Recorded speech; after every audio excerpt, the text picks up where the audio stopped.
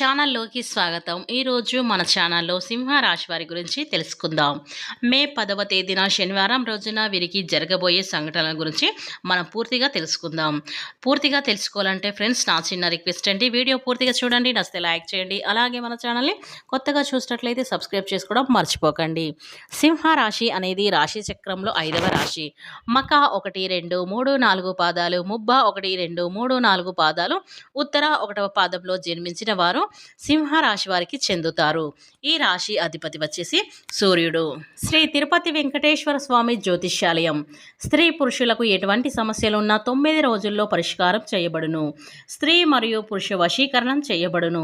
ఒక్కసారి నమ్మకంగా కాల్ చేయండి. మీరు సంప్రదించవలసిన సెల్ నెంబర్ 9618133998. మీకు ఎలాంటి సమస్యలున్నా సరే వెంటనే గురువుగారిని సంప్రదించండి. మీ యొక్క సమస్యలని తొలగించుకోండి.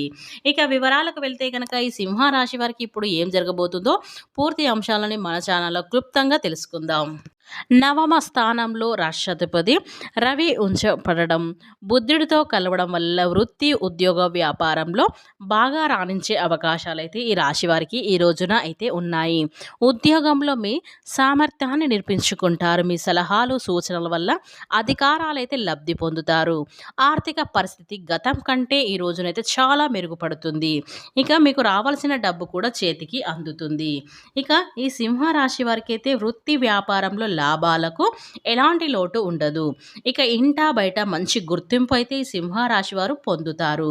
చేపట్టిన పనులు, వ్యవహారాలు బాగా అనుకూలంగా ముందుకైతే సాగుతాయి. ఇక ఈ సింహరాశి వారికి అనారోగ్య సమస్యల నుంచి కొద్దిగా అయితే బయటపడతారు.